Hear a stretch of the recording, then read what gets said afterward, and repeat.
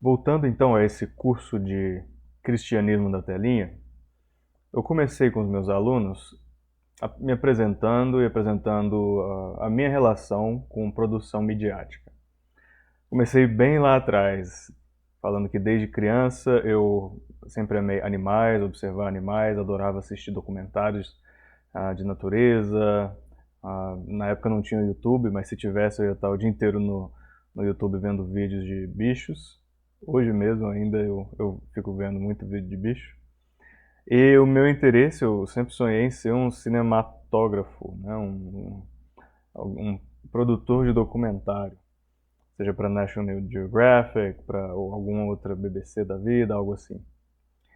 Então, por isso eu coloquei essa fotinha aqui, essas visitas para o Pantanal, sempre gostei de interagir com os bichos. E fui mais além, na verdade, até antes do meu nascimento, compartilhei um pouco da minha ancestralidade, tanto a minha ancestralidade nativa do Brasil, por meio do cacique Tibiriçá, quanto a minha ancestralidade europeia. E tudo isso para começar a explicar que além de marido e pai, e alguém que gosta de compartilhar, né, de aprender e compartilhar, que sim, teve muitos privilégios em termos de educação, privilégios sociofinanceiros, socioeconômicos, desculpa. E, enfim, nasci em uma família estável, que me ama e tudo mais, então, e muito, muito privilégio, banhado em privilégios. Eu disse também que eu sou, e para os norte-americanos isso é uma coisa difícil de entender, que eu sou um branco americano não hispano-latino. E para eles, uma série dessas coisas aqui são contraditórias. Como que você pode ser branco e ao mesmo tempo latino? Para os norte-americanos, essas duas categorias são opostas, ou pelo menos elas não se misturam. Como que você pode ser americano se você não tem cidadania estadunidense ou não nasceu nos Estados Unidos? E como que você é um latino e não hispânico? Porque essas duas coisas não são praticamente equivalentes. Então eu expliquei para eles, olha, no Brasil, por conta da minha cor da pele e da forma como as categorias de cor de pele funcionam no Brasil, eu sou considerado branco, mesmo que na América do Norte eu não seja. Eu sou americano porque eu nasci no continente americano. Eu sou não hispânico porque a língua nativa do meu país de origem não é espanhol. E sou latino porque nasci na América Latina. E falei, olha, eu adoro um deus homem super velho, de mais de 2000 anos, do oeste da Ásia. No caso, Jesus de Nazaré, nascido em Nazaré. Então, esse sou eu, então, como ser apresentada de forma mais contraintuitiva? É assim. Falei também do meu fascínio por produtos audiovisuais, principalmente filmes, né? A tal da cinefilia começou cedo, por meio de um ministério que chamava Colloquium, em Goiânia. E um pastor da igreja presbiteriana, meu pastor, ele trazia pessoas, cristãos e não cristãos, para assistirem filmes e comentarem esses filmes segundo a cosmovisão cristã. E eu cresci nesse meio de análise cultural, análise de filme. Também, depois no seminário, fui parte do Francis Schaeffer Institute, trabalhei com eles, para eles, em eventos deles. E o Francis Schaeffer, ele mesmo é um cinematógrafo, ele fez um documentário, muito bom inclusive, How Should We Then Live? Como viveremos? E a tradição do Schaeffer é de engajar a cultura de maneira sábia, por meio da cosmovisão cristã, só que aprender também a apreciar aquilo que é de bom, aquilo que é de graça comum, e ouvir bem as pessoas nos termos delas, os artistas nos termos deles. Teve essa influência então na minha vida. A minha dissertação, que na verdade é um produto final, o meu TCC do meu bacharelado, foi uma análise a respeito da laicidade do Estado. Então, como TCC, eu tinha que fazer um produto, né? Não é nem uma dissertação, na verdade, é um produto final, e é uma grande reportagem, que eles chamam na comunicação da UNB. E essa grande reportagem era um produto que devia ser bem editado, no final das contas, ficar bonitinho, como se fosse publicável em uma grande revista. Então ele ficou muito bem ilustrado, e foi uma reportagem a respeito da laicidade do Estado e as contradições entre os compromissos constitucionais com a laicidade e os compromissos constitucionais com a liberdade religiosa em geral e com os princípios judaico-cristãos em particular do Brasil. Então já desde cedo, né, pelo menos na minha época de faculdade, eu me interesso por esses assuntos a respeito de laicidade e fazer produtos midiáticos que levam para frente o pensamento crítico. Também estudei na comunicação social, não só jornalismo, mas audiovisual em geral, a teoria da comunicação, teoria cinematográfica, filme, na verdade, produção audiovisual. Estudei 2D, estudei 3D, fiz um curso em 3D também, como eu tinha falado no vídeo anterior. Trabalhei como supervisor de script, como continuista. Como produtor de mídia para o seminário, eu e minha esposa fomos contratados para produzir a mídia do seminário, entrevistas, áudios, podcasts, editar palestras, aulas para as videoaulas, para a escola online que eles têm. Então, produção de vídeo ainda fazia parte da nossa vida até durante o período de seminário.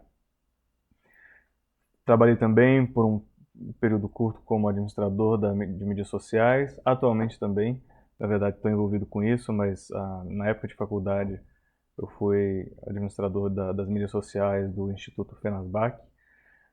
Fiz recentemente um curso em espanhol, ele é focado no jornalismo em espanhol, segundo a cosmovisão cristã, do World Journalism Institute.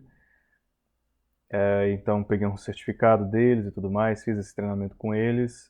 Foi mais uma reciclagem, porque já tinha tempo que eu tinha estudado jornalismo, então eu fiz essa reciclagem, só que com foco em jornalismo do ponto de vista cristão em espanhol e para público hispano.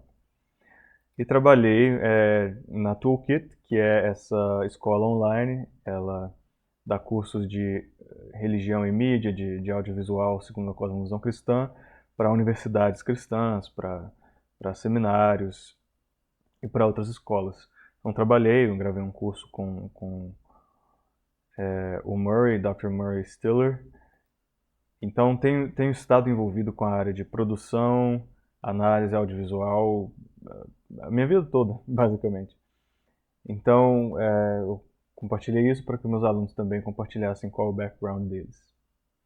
Então a gente finalmente começou a tratar da parte mais teórica do curso. Esse é um curso bem amplo, ele até é amplo demais, eu precisei dar uma focada, né? Eu precisei reduzir um tanto o escopo desse curso para a gente ter uma linha a seguir durante o semestre. Mas eu quis começar com a teoria, com filosofia cristã de produção artística.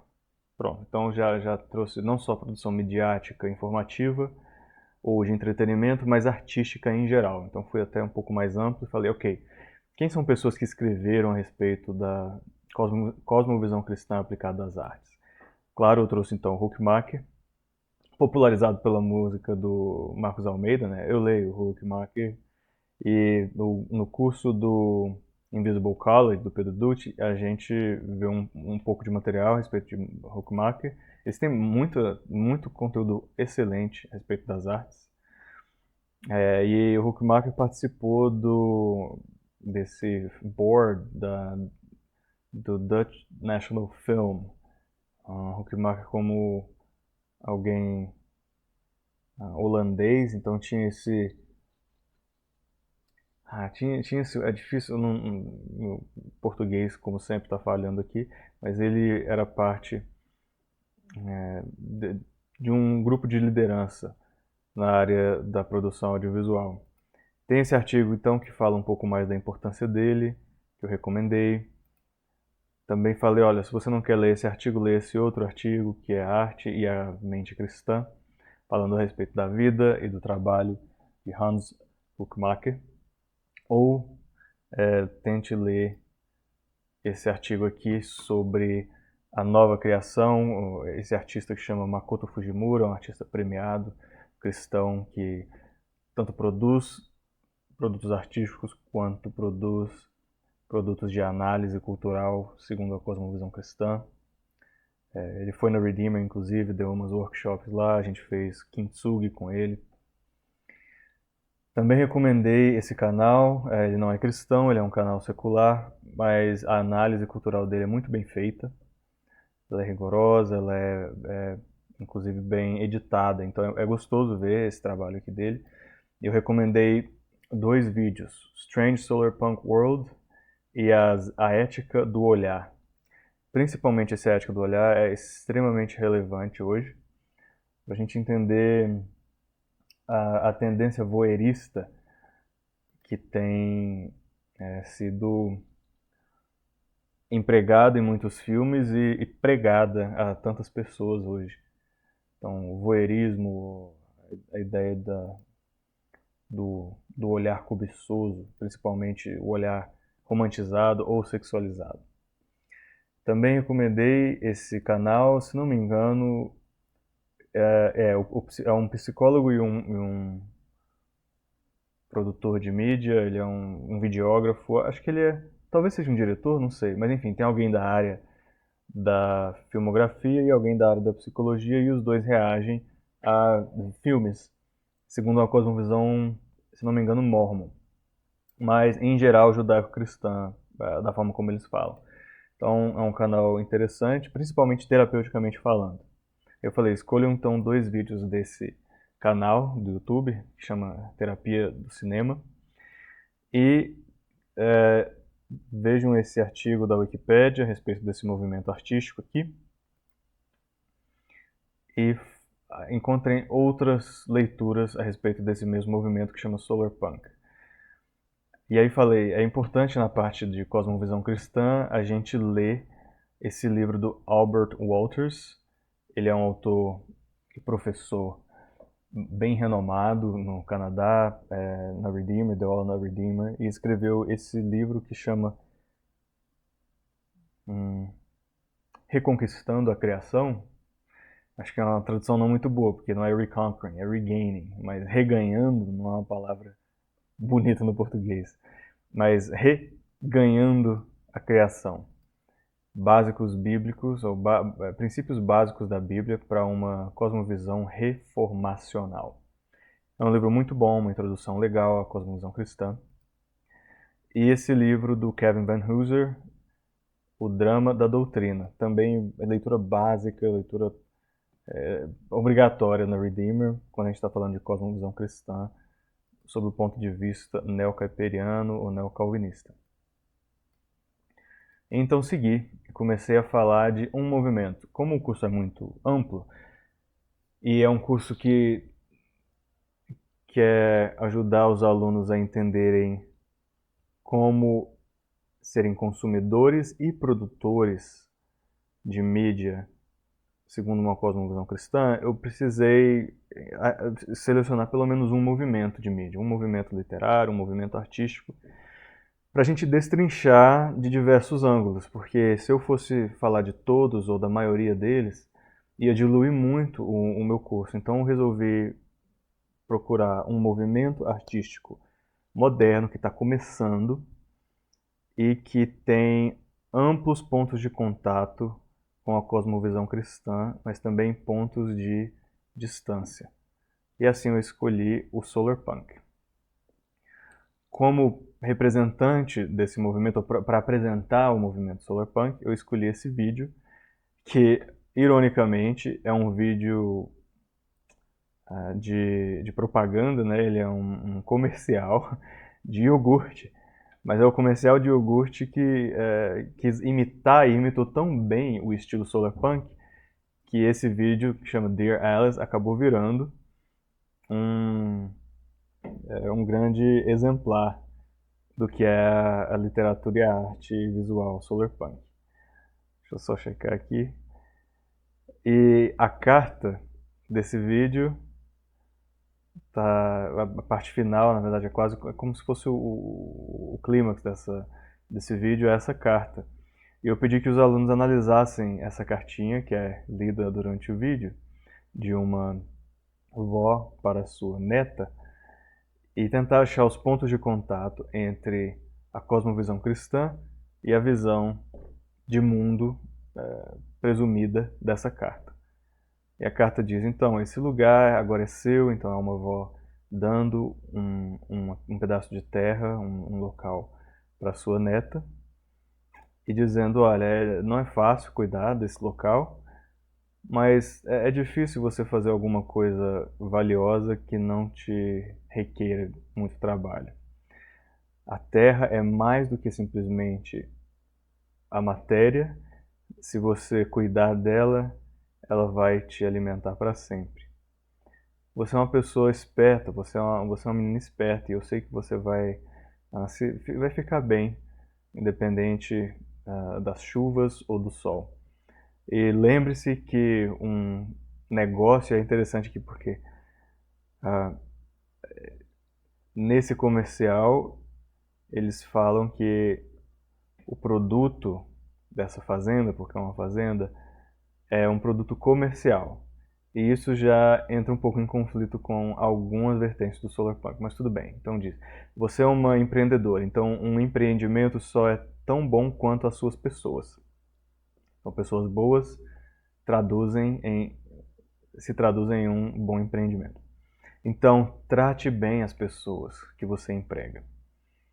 O nosso trabalho é plantar as sementes para que as nossas netas e os nossos netos possam desfrutar do fruto que a gente plantou. Então, coma bem Alice, que é o nome dessa netinha, e continue plantando essas sementes, porque como a gente come hoje, alimenta o amanhã. Com amor, vovozinha.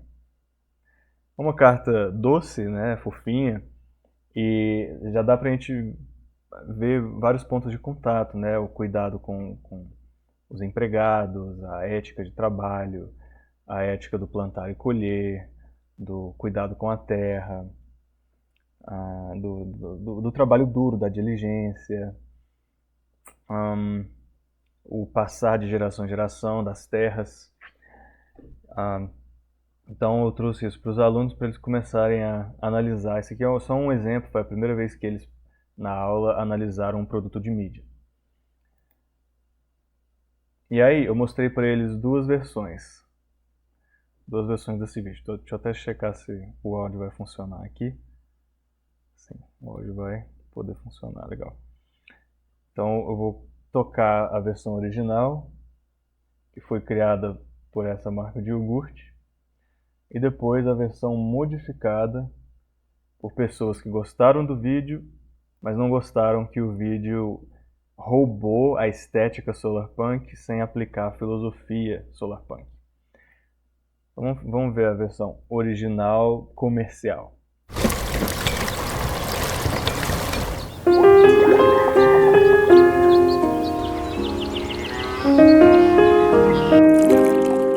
Dear Alice, this place is yours now. It's a handful, but nothing worth doing is easy. The land is more than just dirt. If you look after it, it will feed you forever. You're a smart one.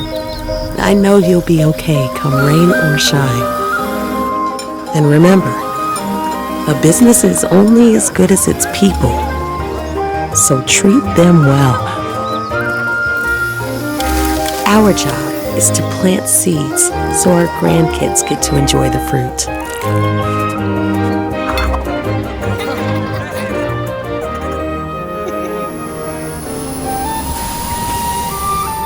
So, eat well, Alice, and keep planting those seeds. Because how we eat today feeds tomorrow.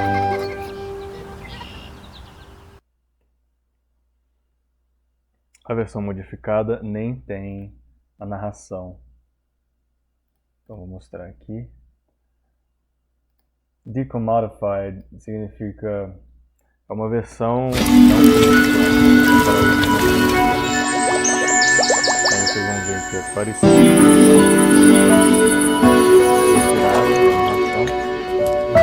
E saiu de cena, eles retiraram das imagens a marca de iogurte, porque é uma empresa privada.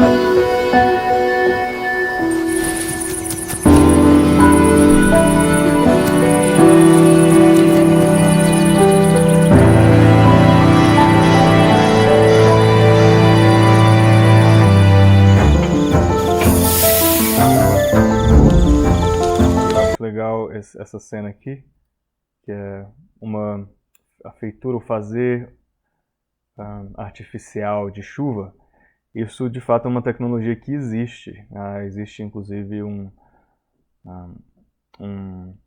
fazendeiro na Bahia, ele na verdade é suíço, mas comprou uma porção de terra na Bahia, e ele organizou o seu plantio, a sua floresta, de tal forma que, se você olha no Google Maps, tudo ao redor daquela fazenda é seco, não tem nenhuma nuvem de chuva, mas constantemente, perenemente existe uma concentração de nuvens de chuva só sobre a fazenda floresta, uma fazenda barra floresta, que ele mantém. Então ele artificialmente, entre aspas, consegue criar chuva, ou manter chuva em determinada porção de terra. Então essa tecnologia já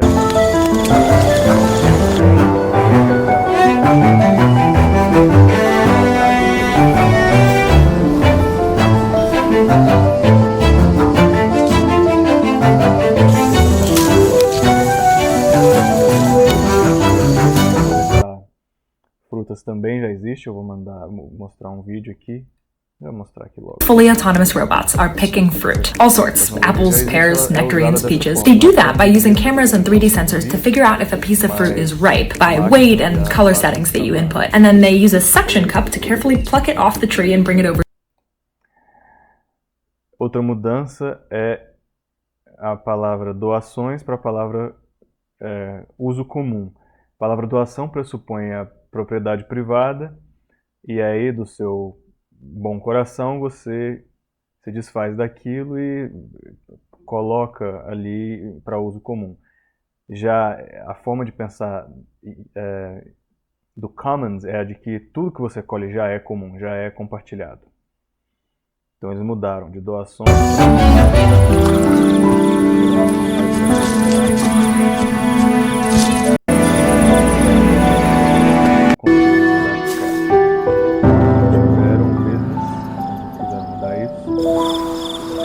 tiraram então o finalzinho aqui que mostra a marca da Chobani.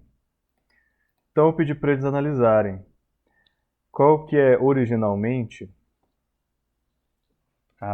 o chamativo, o que é mais chamativo nesse produto de mídia. Eles falaram, olha, tudo muito bonito, né? Uma situação de abundância, de paz, harmonia, descanso, comunidade. Aí eu perguntei, então por que é que pessoas do movimento Solarpunk resolveram mudar essa propaganda? Bom, grande parte do movimento Solarpunk é contra, em princípio, o capitalismo. Então eles já quiseram mudar qualquer tom capitalista para um tom, seja socialista, seja comunista. Então eles preferem, ou anarquista, né? Então eles preferiram retirar qualquer referência a uma empresa, a uma grande corporação. E aí eu perguntei, então qual era o querigma original? Querigma é uma palavra grega, né? Qual é a mensagem, a proclamação do filme original para o filme mudado?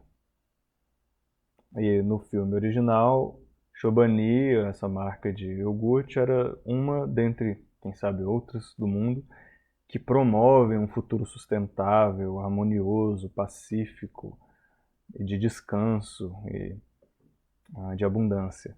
Enquanto no segundo não é a Chobani, mas são os trabalhadores e as pessoas envolvidas no cultivo da terra que são as únicas, eu diria, né, responsáveis por esse futuro, não as grandes corporações. E aí eu coloquei 1 Tessalonicenses 5:21, que fala sobre reter aquilo que é bom, né, testar todas as coisas e reter o que é bom.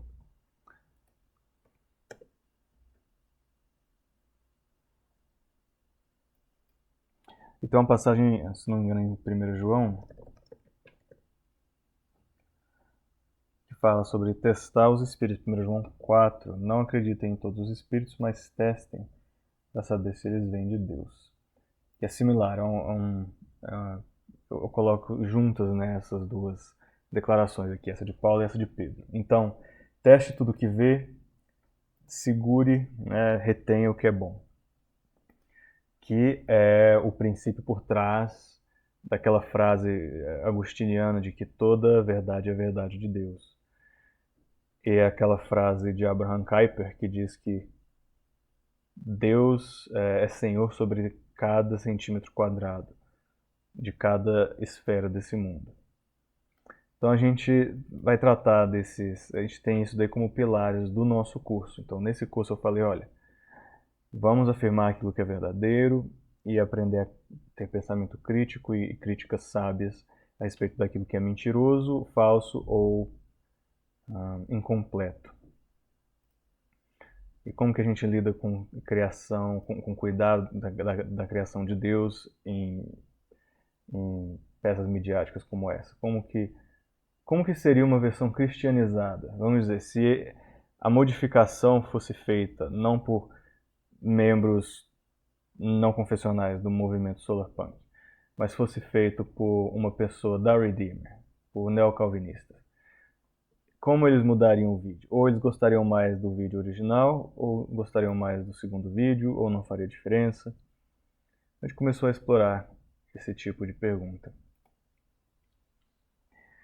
E aí eu perguntei, você acha que esse futuro está muito distante? E aí eu mostrei aquele vídeo que eu já tinha mostrado, que é um vídeo não tão utópico assim. Esse era o meu ponto, não é tão utópico assim.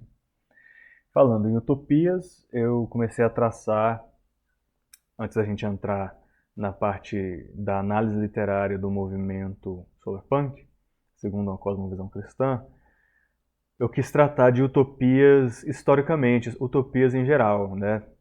Então, mais até do que a, entre aspas, utopia de Apocalipse 21, dos novos céus e nova terra, ou utopias pregadas pela cultura greco-romana, ou cultura persa, ou antes disso, né, a cultura mesopotâmica, egípcia e tudo mais, existiam utopias literariamente destacadas, literariamente famosas, no século XVI. E aí, falando de Thomas More, a utopia de Thomas More é uma das mais influentes. Então esse livro, que chama literalmente Utopia, foi um marco no pensamento positivista iluminista, e paralelamente ele estava acontecendo com um marco da Reforma Protestante de Martinho Lutero. Mas voltando aqui na questão da utopia, existiam utopias medievais e também existiam movimentos de realismo reformado. O realismo reformado ele tomou um pouco mais de substância com a criação na Holanda da Universidade Livre de Amsterdã, que era uma universidade fundada por Abraham Kuyper, queria continuar fazendo boa ciência e boa academia, escolaridade e erudição, sem precisar se eximir, sem precisar jogar fora os valores cristãos, que na época estavam sendo considerados valores ultrapassados, valores supersticiosos, que deviam ser removidos do âmbito acadêmico. Então, o Abraham Kuyper quis criar essa universidade que fosse livre desse pressuposto anti-supernaturalista. E até hoje ela está lá, a Universidade Livre de Amsterdã é altamente renomada, muito bem conceituada e produz estudos muito bons, inclusive na área de estudos bíblicos. Também trouxe uma análise de João Calvino, feita por Davis Young, que fala sobre como João Calvino valorizava e escrevia bem e intencionalmente a respeito do mundo natural. Então, cuidado com o mundo natural é uma preocupação calvinista. Sempre foi. Então, comparando aqui, porque o Thomas More não era cristão, tá? O Thomas More ele era positivista, mais iluminista, enquanto outros autores, pelo menos aqui nesse slide, são cristãos. Então, trazendo a ideia de utopia desde o século XVI, já existia antes, mas trazendo desde o século XVI, eu comecei a traçar tendências a retratar um futuro tecnológico, um futuro de abundância na literatura e também depois nos filmes. Em primeiro lugar, o livro do Isaac Asimov, Eu, Robô, foi traduzido para a telinha, né? Ele virou um filme com Will Smith décadas depois, mas o livro original ele retrata uma visão de mundo pessimista com relação ao progresso tecnológico. O progresso tecnológico, sim, ia acontecer, ia explodir, ia mudar a nossa sociedade, mas as máquinas iam se voltar contra nós. Isso é também um princípio do filme Matrix, e ele está também no Dune, que também foi uma ficção muito famosa do Frank Herbert. Hoje em dia já tem filmes também sendo feitos. Já houve, mas agora é um filme bem famoso. Estão refilmando Duna. E é um futuro pós-inteligência artificial. É um futuro em que a inteligência artificial foi banida. Ou seja, isso também pressupõe um pessimismo, que é o oposto da utopia, a distopia. Então essas duas obras literárias pressupõem que o futuro ele vai ser distópico, vai ser uma distopia. Eles são pessimistas com relação à utopia, diferente do pensamento anterior do Thomas More. Esse pessoal aqui é mais pessimista. O James Cook Brown, ele está no meio termo. Ele já não é tão pessimista. Ele tem esse livro, ele foi, se não me engano, um linguista, um lógico, né? Ele trabalhou na área da lógica e escreveu esse livro, que é o Incidente Troika. Não é muito comum, não é muito conhecido, mas ele também trata de uma sociedade humana viável. Então ele é meio utópico, vamos colocar assim, já da década de 70. Então Asimov e Duna na década de 50, 60 e o James Cook Brown na década de 70, e 20 anos depois a gente tem livros como Ecotopia, do Kallenbach, que no movimento solarpunk é um livro muito conhecido, e também no movimento futurista, né, da literatura futurista em geral. Esse livro aqui, ele volta a ser otimista. Então nessa toada, nesse pêndulo que vai de pessimismo para otimismo, o solarpunk vem como um movimento otimista. E aí eu perguntei, você consegue identificar o solarpunk? Quais são os parâmetros do solarpunk? E aí eu coloquei esse vídeo, que é um vídeo muito legal, bem explicativo, de uma arquiteta do YouTube, que mostra os pilares do solarpunk. Alguns livros que são representativos, literatura atual do solarpunk. O Walk Away ele é mais famoso até para além desse movimento. Agora esses outros são mais nicho. São histórias, inclusive alguns deles escritos por brasileiros, coleções de redações internacionais. Fábio Fernandes é um desses. Gerson Ribeiro é outro. Então, histórias que são otimistas com relação à sustentabilidade e novas cidades inteligentes, cidades sustentáveis. Nas artes visuais, existem autores, diretores que se aproximam do solarpunk, mesmo que eles não se autodenominem solarpunk. Por exemplo, o Estúdio Ghibli fez esse filme Princesa Mononoke, e é um filme otimista, digamos assim, da relação dos seres humanos com a natureza. Otimista, assim, entre aspas, porque existe muita violência e essa vingança da natureza, né, com os ocupantes dela.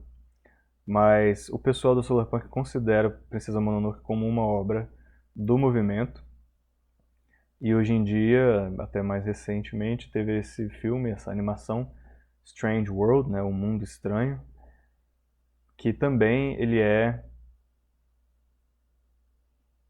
dadas as devidas proporções, otimista com relação à capacidade humana de eventualmente aprender a viver em harmonia com o planeta.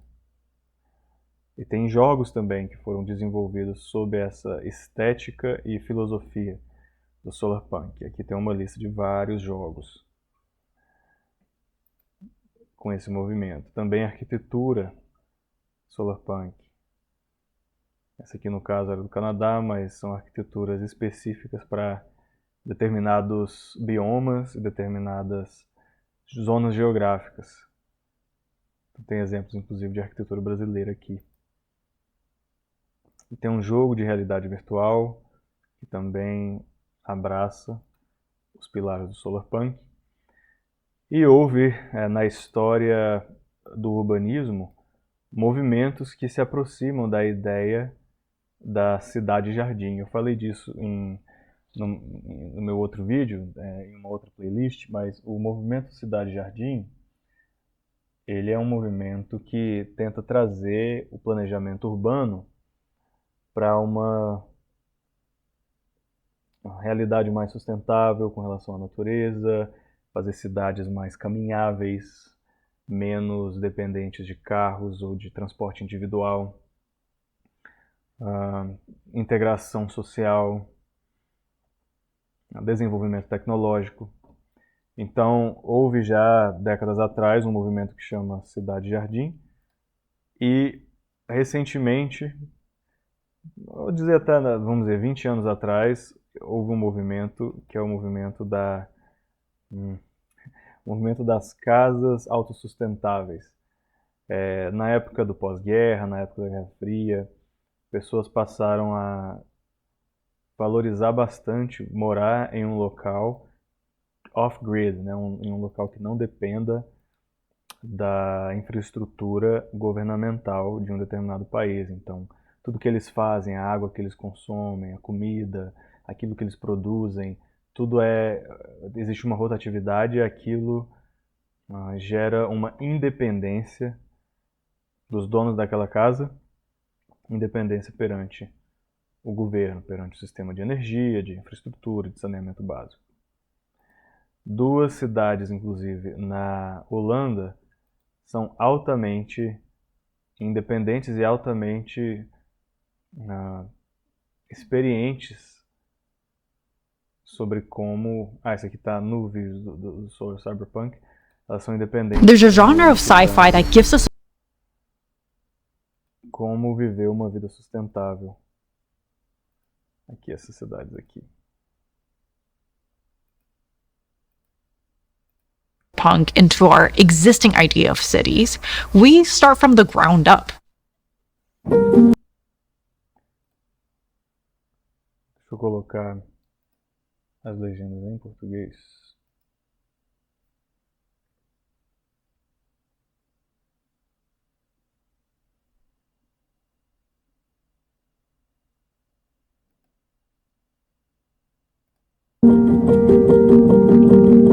This is Aardehuizen, again, in the Netherlands. It's a commune of 70 people who organize themselves into a sociocracy, meaning they make decisions through discussions and team consensus rather than voting. They also grow their own food, they share responsibilities, and they even build their own homes using mostly recycled, reused, and locally sourced building materials like tires filled with rammed earth. 70% of their electricity and 100% of their heating is generated on site, and they minimize energy intake with passive strategies. So from a social and organizational perspective, this is pretty solar punk. And it's not like there's a size requirement for solar punk, and it could definitely be a low-density settlement like this. Aardehuizen grew out of the Earthship movement from the late 20th century. The earliest community was built in New Mexico, and it spread to small pockets of communities around the world. And since they're built by the local communities with local materials and site-specific strategies, there's a pretty big diversity in the designs. But that just might be the problem. Okay, when you think cyberpunk, what's the first thing that comes to your mind? Ela está contrastando o movimento cyberpunk, que é pessimista, ele é distópico, e o solarpunk. Tem o steampunk também, que é não baseado em... que é mais baseado na tecnologia do carvão.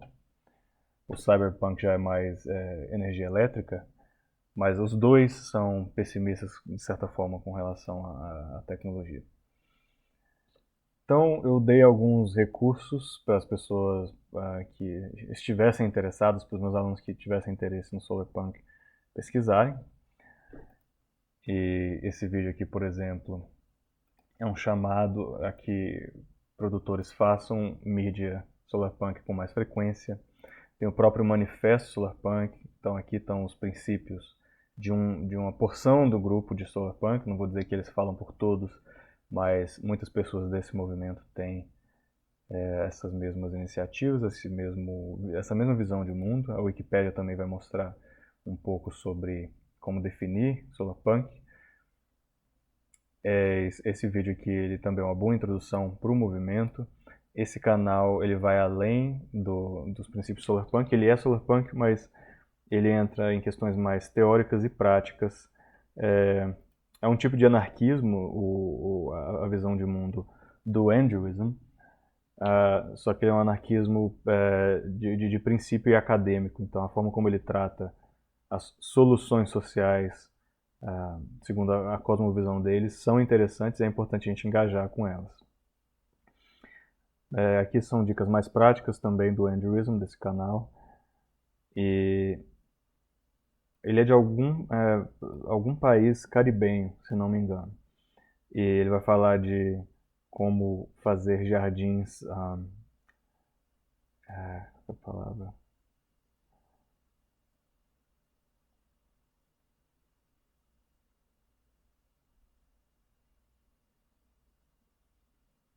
Não vou lembrar, mas como fazer guerrilhas, jardins de guerrilha. Ele vai falar de política e economia e como resumir solarpunk em poucas palavras. E essa entrevista também é bem interessante. Eu levei meus alunos para dar uma passeadinha, porque ali no prédio da Redeemer tem quadros que são claramente solarpunk. Eles mostram a harmonia da natureza, desenvolvimento humano, de maneira bem positiva. Falei também de jogos futurísticos que ajudam na imersão das pessoas. Eu falei, por que há pessoas que estão jogando, passando horas e horas jogando jogos imersivos e futuristas? O que isso traz para elas? E qual a relação desses jogos com aquele livro do Van Hooser, O Drama da Escritura, enquanto metanarrativa cristã? A gente discutiu isso um pouco. Falei também do projeto final que eu gostaria que eles fizessem. E é aqui que eu falei, olha, se você quiser usar o solarpunk como uma base para a sua análise cultural, que é o que a gente está tentando fazer aqui, o que você deve fazer no seu projeto é mostrar como que o solarpunk intersecta com a metanarrativa bíblica de criação, injustiça, justiça, restauração, que são os 4 movimentos, ou 5 ou 6 movimentos, dependendo de como você divide a história bíblica. E tem mais de uma forma correta de fazer isso, mas enfim, como relacionar a metanarrativa de Gênesis e Apocalipse com os princípios e as aplicações do solarpunk. E falei também, fazendo um estudo de caso em religião e mídia, o seu projeto deveria, do seu jeito, responder essa pergunta. Como que a minha visão religiosa interage com esse movimento artístico solarpunk? E eu falei, você como aluno vai refletir nas suas leituras e nas suas visualizações, nas suas discussões em sala de aula, e por meio dessas reflexões vai tentar formar a sua própria opinião teórica sobre solarpunk.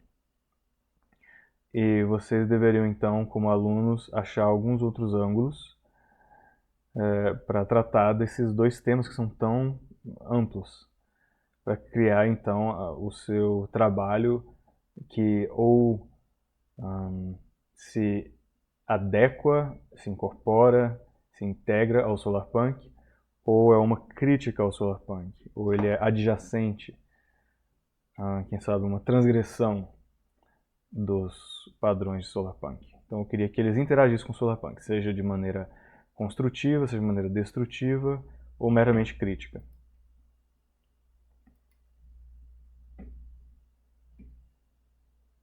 Aí eu comecei a tratar de questões mais práticas a respeito de como tornar os seus vídeos mais assistíveis, tom e contexto. Comecei a falar de teoria da comunicação de maneira geral. Por exemplo, na época, isso aqui já tem alguns anos, né? O Trump agora foi reeleito, mas na época ele falou sobre como a gente poderia, como a gente foi bobo, os Estados Unidos foram bobos, eles deviam ter roubado a Venezuela, eles deviam ter agarrado as rédeas daquele país e aí a gente ia ter todo o óleo que eles têm, tal. Comparando também com a imagem que isso traz internacionalmente, de ver um presidente de um determinado país saudando, né, batendo continência para uma bandeira de outro país. E tudo isso eu trouxe para ser exemplo a respeito do poder geopolítico da mídia. Eu fiz essa relação do poder geopolítico que a mídia estadunidense tem de cativar as nossas afeições e até a nossa allegiance, não mais do que o nosso respeito, mas nosso relacionamento, nós somos fiéis, a nossa fidelidade a um país, ela pode ser fruto também do poder de venda midiática. Então, Hollywood, vamos dizer, a propaganda que o governo estadunidense faz de si para o mundo, faz com que pessoas se alinhem a ele. Eu mencionei esse jornalista, Johnny Harris. Ele faz julgamentos morais em determinados vídeos, não em todos, mas teve um vídeo dele a respeito de Porto Rico, de como os Estados Unidos tomaram conta de Porto Rico, em que ele para e faz um julgamento de valor que não é comum no jornalismo. Aos minutos 9:40.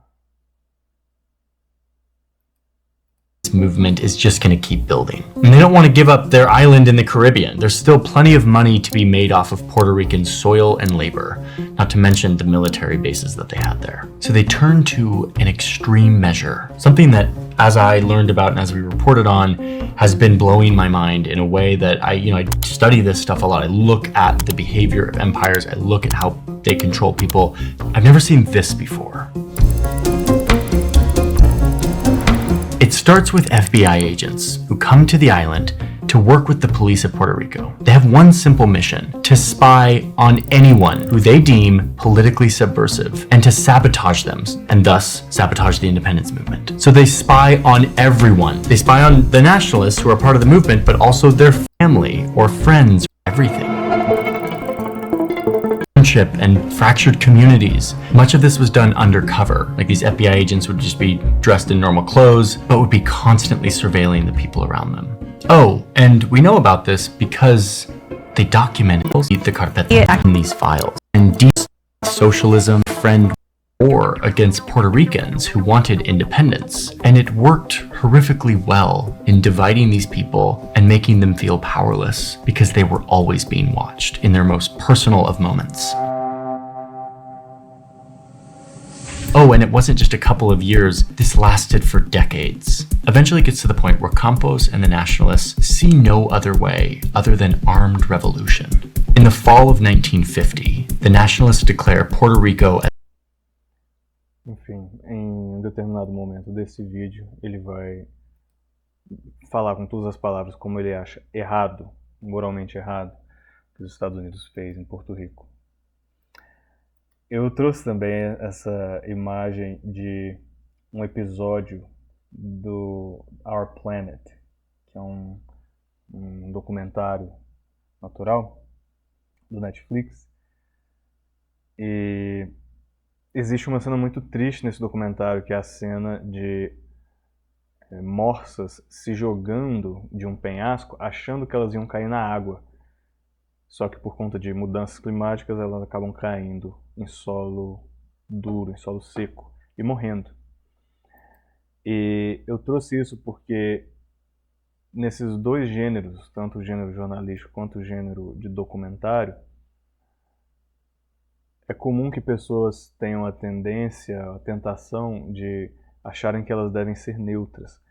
Mas moralmente falando, e eu acho que isso é uma coisa que o cristianismo provê para nós, que outras cosmovisões não provêm, é que nós devemos sim olhar para a morte de animais e para o abuso de pessoas de determinadas nações com os olhos de Cristo, e a gente pode chorar, a gente pode lamentar, mesmo dentro de documentários, mesmo dentro de peças jornalísticas, aquilo que deve ser lamentado, lamentar os efeitos da queda.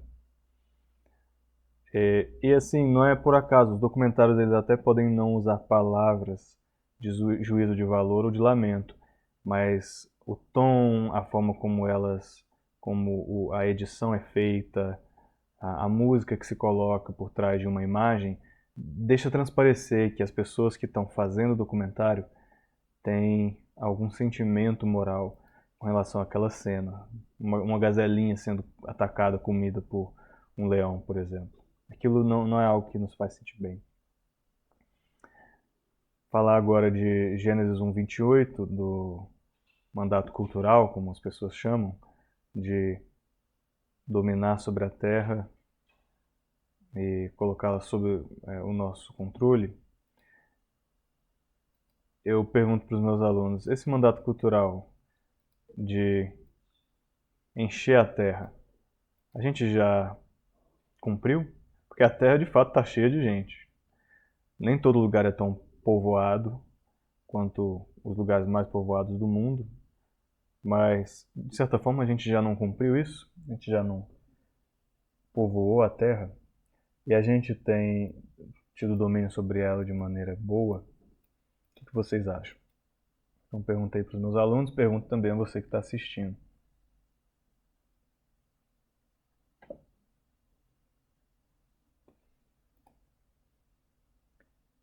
E eu disse assim, olha, muitas culturas, elas seguem o vim, vi e conquistei, que é um paradigma do Império Romano, né?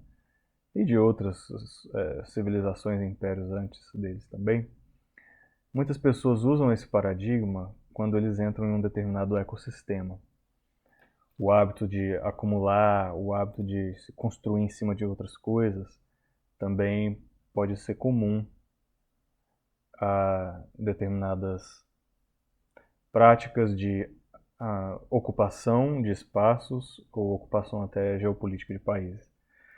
E isso é um contraste com a tentativa ou o ímpeto de proteger e de guiar. E eu falei de pessoas que não ganharam, né, não merecem o seu patamar de líderes. Eu falei de nações nativas de determinados países, por exemplo, que fizeram um trabalho melhor quando eles não tinham essa visão de conquista. E eu não estou aqui pregando uma visão hobbesiana do, entre aspas, bom selvagem. Só dizer que o selvagem é um problema. Você está errado, mas essa visão, né, de que aqueles que não tiveram contato com determinadas nações e povos europeus altamente desenvolvidos tecnicamente, eles eram moralmente mais puros. Discordo, né? O pecado original afetou a todos, continua afetando e sempre vai afetar nações, sejam aquelas nativas, sejam aquelas que chegaram depois. Mas existe sim evidências de bom tato e bom uso dos recursos da terra por determinadas nações que vieram antes das nações colonialistas. Então eu trouxe aqui esse TED Talk de alguém que representa uma nação nativa, indígena, e esse vídeo da BBC Brasil, que fala a respeito das comidas que o Brasil não aproveita, das comidas nativas, dos produtos alimentares nativos que o Brasil tem, que são desconhecidos do brasileiro, desconhecidos do mercado, desvalorizados, desperdiçados, inclusive, e que poderiam muito bem substituir o alface de todo dia, a batata e outras coisas que a gente come que são importadas. Cada ano, entre 60 e 70 milhões poderia ser alcançada por meio de uso de produtos nativos, mas ela não é. de toneladas do fruto mais rico em carotenoides do mundo amadurecem no Brasil, mas só uma ínfima parcela é aproveitada por seres humanos. Essa informação está no livro Frutas Comestíveis, trata do buriti, o fruto de uma palmeira que é muito abundante, cresce em Paulo. Caruinhas, são espécies bastante agrícolas e jardins, mas são vistas como ervas daninhas. Em comum, várias dessas plantas são consideradas superalimentos, por terem uma grande quantidade de nutrientes, como antioxidantes, minerais e vitaminas. Essas hortaliças espontâneas são muitos comestíveis com 10 e nas dos anos de Beltrão. Muitos casos também estão com nuno madeira, que é um pesquisador como o caruru ou a beldroega, são mais nutritivas que verduras convencionais, como alface ou como caruru e a belti, a condições advertem com tem um metabolismo menos complexo, o antiorientador da Embrade e há plantas que suas aulas para ajudar a maior parte dos interesses comerciais de se importar em vez de se crescer o nosso mercado nativo aqui.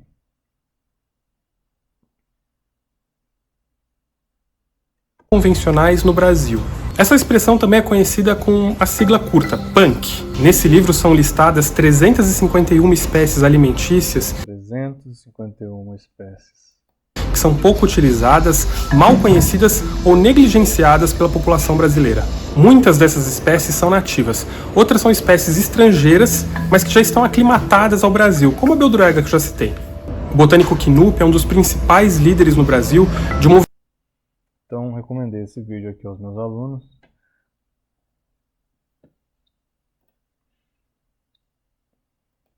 E por que a gente está falando disso? Bom, isso aqui é um subassunto, né, do Solarpunk, e o Solarpunk é um subassunto de movimentos artístico-literários midiáticos, que é um subassunto de produção de mídia. A produção de mídia ela segue algum tipo de tendência. Fiz um comentário bem básico aqui a respeito em termos de audiência, quem são as pessoas para quem a gente faz conteúdo midiático.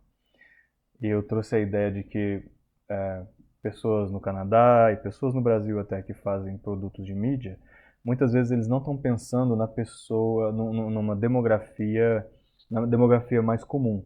A demografia mais comum cristã é de vamos dizer, na média, é de uma pessoa do sexo feminino, de classe baixa, de pele escura, com um filho ou uma filha, então que é mãe. Então, quando a gente faz produtos midiáticos cristãos, a gente tem em mente, pelo menos, esse público médio. Ou a gente faz literatura cristã, faz mídia cristã para pessoas como nós, se eu fizesse para pessoas como eu. Também trouxe, eu falo mais disso no meu curso de discipulado, evangelismo e apologética, mas basicamente eu disse, olha, se a gente vai fazer produtos midiáticos explicitamente cristãos, ou se não explicitamente com cosmovisão cristã, a gente deve ter cuidado com esses títulos de Deus que, culturalmente falando hoje, geram ojeriza, geram problemas, geram preconceito. Falar que Deus é um senhor de escravos, e que a Bíblia de fato trata Deus como um senhor de escravos, trata a gente como escravos de Deus, escravos do Altíssimo, falar de Deus como rei. Historicamente, houve muitos reis, a maioria deles foram reis tiranos. Há muitos pais, culturalmente falando, que são abusivos. Há muitos maridos que abandonam as esposas ou batem nas esposas. Há muitos sacerdotes que abusam de crianças. Há muitos juízes no sentido de guerrilheiros, de líderes de grupos, líderes de comunidades, que são também criminosos. A própria categoria de homem, o masculino, hoje em dia, ela é muito associada, principalmente depois do feminismo, ela é muito associada a aspectos negativos, né? E então dizer que o nosso Deus que existe um Deus nos céus, um Deus homem, que é masculino, pode gerar ruído na cabeça de certas pessoas, como já gerou na cabeça de pessoas que eu evangelizei. Porque a história foi feita por homens, dizem elas, né? E essa luta de classes, essa visão mais marxista, às vezes filosoficamente liberal da coisa, ela vai mudar a forma como as pessoas veem produtos midiáticos cristãos. Então, por que a gente adora um ser humano que é masculino? Por que a gente deve se ver como ovelhas?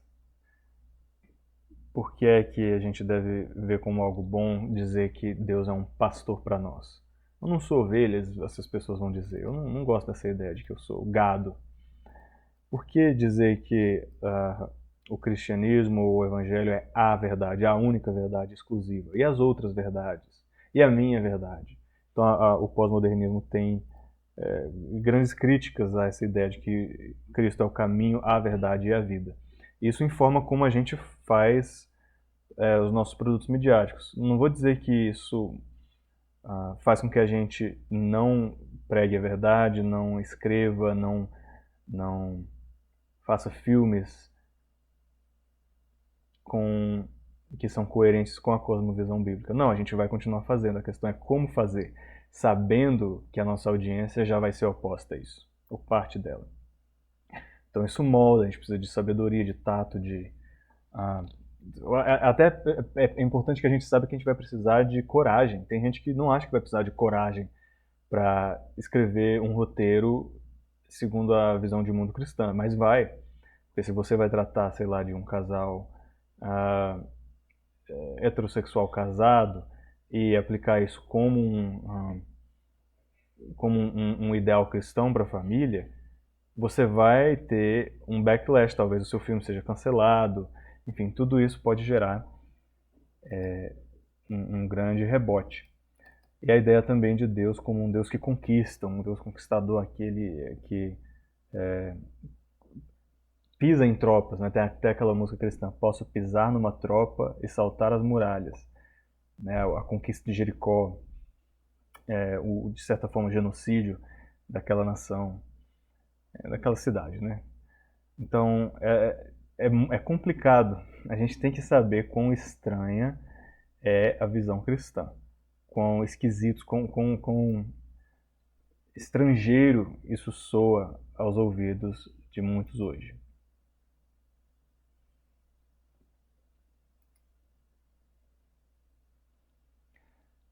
E aí, passando mais para um caminho mais positivo, visões nas escrituras de uma sociedade que funciona bem.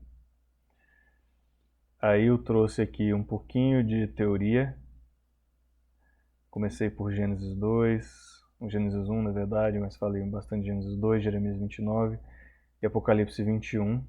Então eu passei por essas passagens e falei, olha, a visão da humanidade original era de uma sociedade boa, em que havia harmonia entre Deus, seres humanos, animais e o mundo natural, e o mundo espiritual também. Mas com a queda, isso mudou. Aí a gente tem Deus destruindo o mundo todo com uma grande inundação.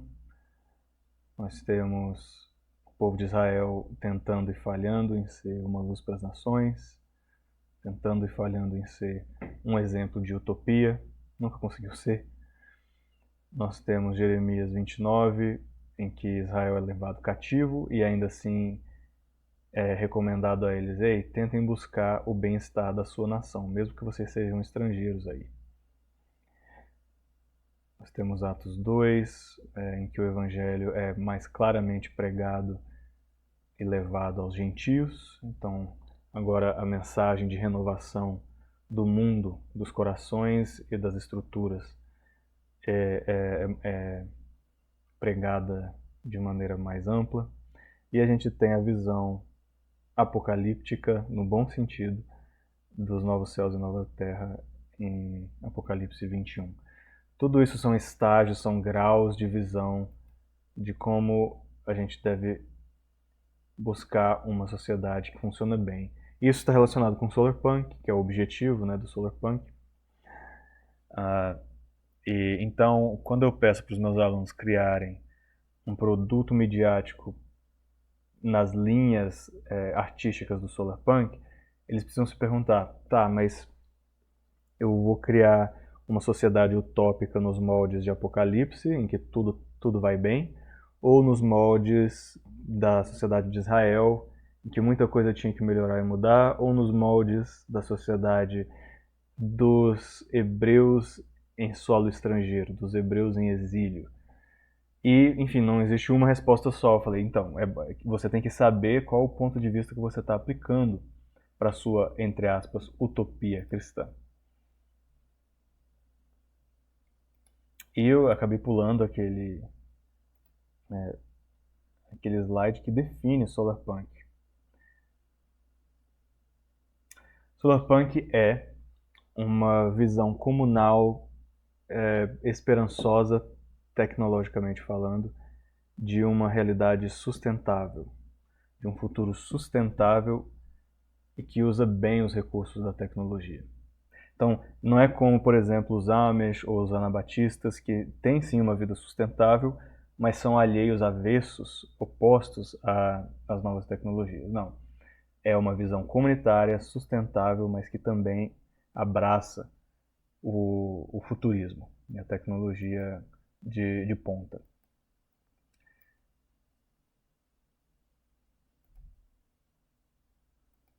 Então, dados esses princípios, os alunos então vão criar produtos nesses moldes. Trouxe a passagem de Levítico 18, 28, que diz: se você faz mal à terra, essa terra vai te vomitar, assim como vomitou as nações anteriores.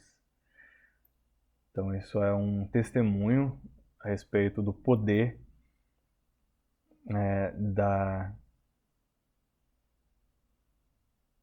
corrupção moral de uma terra. A corrupção moral pode afetar a terra. Isaías 35:1 fala que o deserto vai se alegrar no futuro. Isaías 35:1. Então, a personificação do deserto, a personificação de uma terra seca. Então, com a obediência do povo às regras, às leis do Criador dessa terra, a terra se alegra. Romanos também vai falar, né, que a criação geme, aguardando a revelação dos filhos da graça. Salmo 96:11 fala que os céus se alegrem, que a terra se alegre, que o mar grite, que o mar, né, brade, e que tudo exulte, que até as árvores da floresta cantem de alegria. Então é um conceito bíblico, essa personificação da natureza.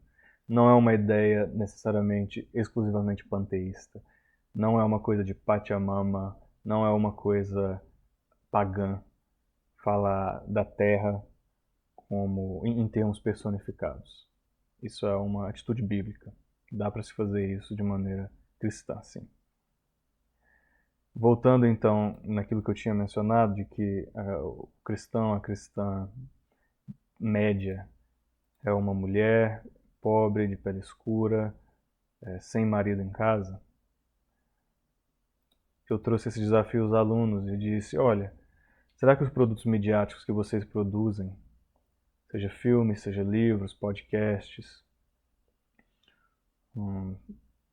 será que eles são acessíveis a grande parte dos cristãos? Eu não estou presumindo que eles vão só fazer um produto para cristãos, eu quero que eles façam produtos para o público em geral.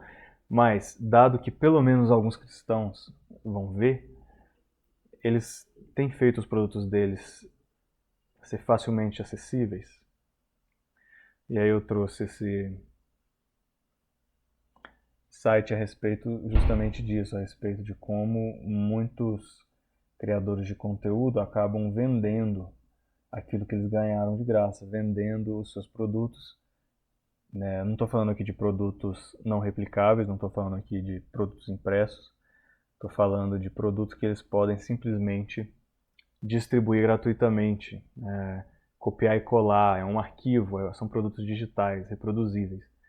E tem gente que prefere colocar isso por trás de uma página de pagamento. Porque existe uma prática cultural de supor que o fato de se limitar a oferta de um produto vai aumentar o seu valor. E eu discordo dessa mentalidade.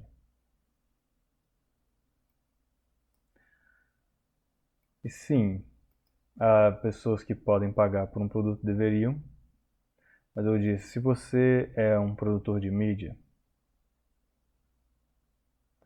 quem é que você está ajudando quando você limita o acesso ao seu produto a apenas aqueles que têm dinheiro?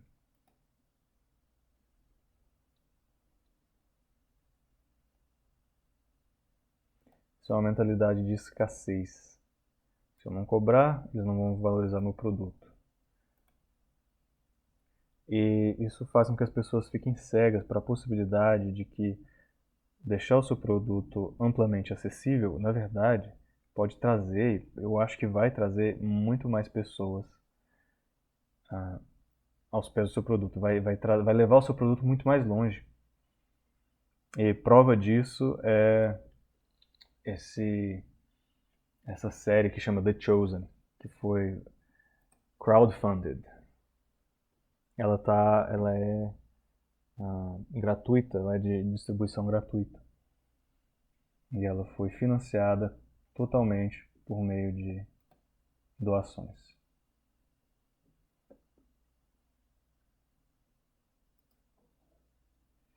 E aí eu perguntei, se você é um produtor de mídia, uma produtora de mídia, você vai buscar compensação financeira pela propriedade intelectual que você produziu, os direitos autorais, ou pelo tempo que você gastou naquilo? E aí eu trouxe essa discussão. E não pude deixar de recomendar produtores de mídia que distribuem, ou pelo menos dão acesso aos seus produtos de maneira gratuita, para que pessoas que não podem doar e não podem pagar, ainda assim possam se beneficiar do valor agregado do seu produto, valor agregado em termos de escolaridade, erudição, qualidade de produção, valor de produção. Então tá aí, a Bethany Case, Andrew Case, Iago Martins, John Piper, a Angela do grego, Third Millennium Ministries, muitos produtos de mídia altamente valiosos, disponíveis gratuitamente. Aí eu falei até de música, que é crowdfunded. 2020 was Populoosa's most successful. E até o criador do Patreon começou com essa ideia do crowdfunding. Hoje em dia o modelo está diferente, mas há grandes bandas por aí que estouraram com o modelo crowdfunding, o modelo da vaquinha, né, do Catarse. About a month ago, I made a video on the genre cyberpunk. Eu já tinha mencionado esse vídeo. Esse vídeo vai definir Solarpunk um pouco melhor. Como falar então de cuidado com a natureza, que está dentro do tema solarpunk, de maneira cristã? Eu trouxe esse videozinho, que é um vídeo bem legal de um cara tocando um banjo para uma raposa. Tem vários vídeos de pessoas tocando instrumentos para vaquinhas, enfim. Essa interação é engraçada de ver. E aí eu perguntei, quando a gente fala de criação e cuidado com a criação, será que todas as nações deveriam contribuir de maneira igual? Ou será que existem nações que desproporcionalmente trouxeram mais destruição? E será que elas são mais responsáveis? Na minha opinião, sim. Tem um livro do Douglas Moo só sobre cuidado com a criação, que eu recomendei. Tem uma ONG, que também tem uma cosmovisão de criação, de cuidado com a criação neocaiperiana, que chama A Rocha. Não é A Rocha tudo junto, não. Não é aquela dança, não. É A Rocha Internacional, lá no Canadá. Também mencionei o Compromisso de Cape Town, do Movimento Lausanne. E desses recursos aqui do Tyndale House a respeito de cuidado com a criação. Então, muito recurso bom. Muita coisa boa para ler a respeito disso, segundo a cosmovisão cristã.